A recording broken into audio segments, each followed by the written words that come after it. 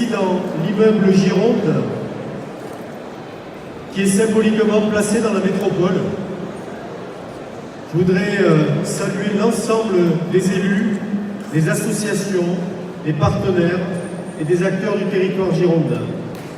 Je voudrais avoir un salut tout particulier pour des collègues des départements voisins qui se sont associés à ce combat. Tous n'ont pas pu venir, mais bon nombre ont déjà exprimé leur soutien. Et je voudrais saluer particulièrement Georges Méric, président de la Haute-Garonne, qui est à mes côtés, qui s'exprimera tout à l'heure.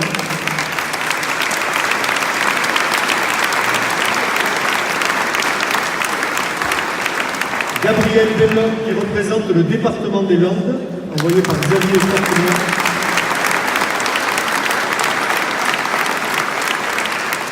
Et Cécile Labarthe, qui représente le département de la Dordogne et qui en est vice-présidente.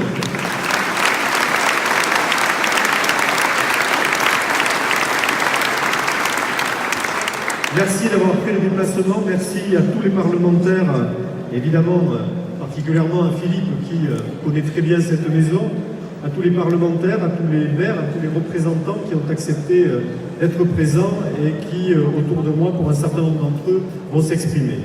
Je voudrais vous remercier d'être venus nombreux aujourd'hui. C'est un succès de cette mobilisation par votre présence. Il était important que nous puissions nous compter et nous nous comptons désormais nombreux pour mener ce combat. Nous sommes capables de le faire en transcendant nos chapelles partisanes. Aujourd'hui, ce n'est pas ni droite ni gauche, mais c'est l'alliance d'une vision commune de l'aménagement du territoire dans l'intérêt général de nos concitoyens. Ce combat n'est pas nouveau, il est aussi vieux que notre République. Dès son origine, à la Révolution française, alors que la monarchie touche à sa fin, un groupe de députés s'engage pour défendre l'autonomie locale face à la centralisation parisienne. Parce qu'une grande partie d'entre eux étaient originaires de notre région, Vergniaud, Guadet, Jançonnet, Grand-Geneuve, Ducos et d'autres, on les appellera les Girondins. Si leurs noms ont été oubliés par l'histoire, leur cause reste plus que jamais d'actualité. Elle est une lutte permanente qui requiert une exigence constante. Elle mérite que 2 siècles plus tard, nous nous réunissions encore ici, aujourd'hui, pour la défendre. Parce qu'être girondin, aujourd'hui comme hier, c'est considérer que les problèmes du quotidien doivent être réglés au plus près des besoins.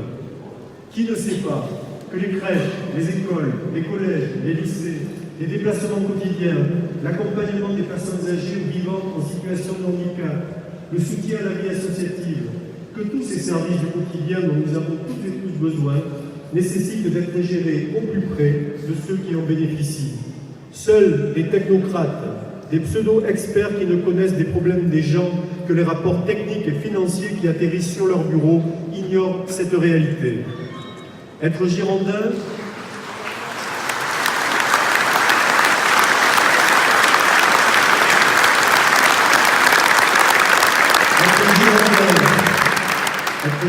c'est résister lorsqu'on cherche à nous opposer les uns aux autres, les villes contre les villages, les banlieues contre les campagnes, les métropoles contre le périurbain et le rural. Parce que nous sommes convaincus que chaque territoire a ses atouts, ses ressources propres et que c'est leur complémentarité qui fait la force de notre pays. Et parce que nous sommes déterminés à garantir une égalité de traitement entre tous les Français, quelle que soit leur origine sociale ou leur lieu d'habitation. Être girondin, c'est refuser que des pans entiers de notre pays se sentent délaissés, abandonnés par un pouvoir central qui, depuis Paris, se coupe des réalités. C'est défendre une action de proximité portée par des citoyennes et des citoyens engagés au service des autres, que ce soit dans le cadre de fonctions électives, d'un engagement militant ou associatif, ou tout simplement d'un acte citoyen ou bénévole. Tous ces gens qui donnent leur temps et leur énergie et qui font vivre nos villes et nos villages. Cette notion de proximité, elle est primordiale. Elle est la garantie que nos actions répondent bien aux attentes de nos concitoyens. La décentralisation s'est construite en parallèle de la construction européenne, cette Europe qui a su voir dans les territoires des partenaires crédibles pour engager les mutations nécessaires de nos sociétés. Être girondin, c'est aussi s'opposer lorsqu'on porte atteinte à l'autonomie et à la libre administration des collectivités locales en les asphyxiant financièrement ou en les soumettant à des injonctions contradictoires. L'alerte nous est donnée en ces temps récents par la multiplication des démissions d'élus locaux ou d'acteurs de terrain, non pas qu'ils aient perdu leur vocation, mais tout simplement parce qu'on ne leur donne plus les moyens d'assurer dignement leur mission. Et demain, vers qui se tourneront nos concitoyens si les collectivités locales venaient à disparaître, si le tissu associatif s'éteignait par manque de financement, si le privé se substituait au service public sous le diktat de la rentabilité?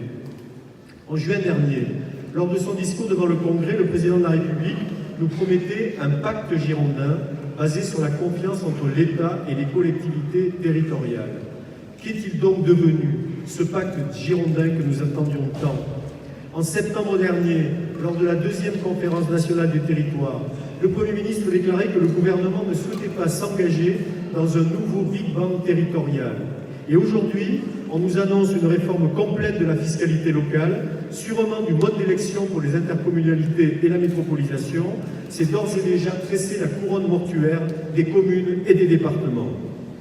À propos de métropolisation, il y a quasiment un an, jour pour jour, devant le congrès de l'ADF, le Premier ministre affirmait que l'expérience lyonnaise de fusion métropole-département, et j'emploie à dessein le terme d'expérience et non pas de modèle, n'était pas reproductible ailleurs.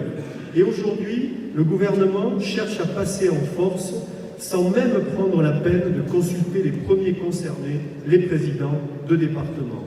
Il n'y aura jamais de pacte girondin sans confiance, et il n'y aura jamais de confiance si l'État renie systématiquement la parole donnée.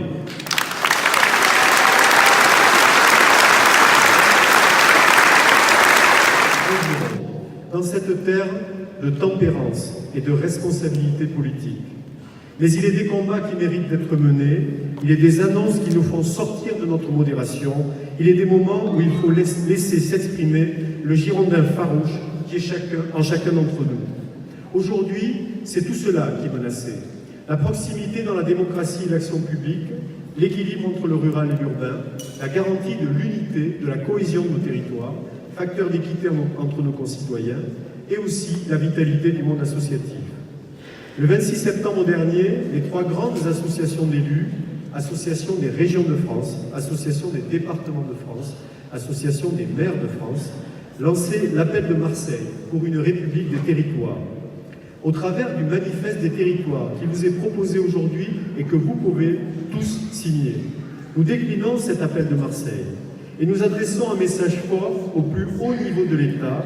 Nos territoires doivent être respectés et nous sommes mobilisés pour les défendre. Un nouveau monde est en émergence, mais il ne viendra pas de Paris, il sera le fruit de notre action sur les territoires. Nous sommes tous concernés. Aujourd'hui, plus que jamais, nous sommes tous girondins.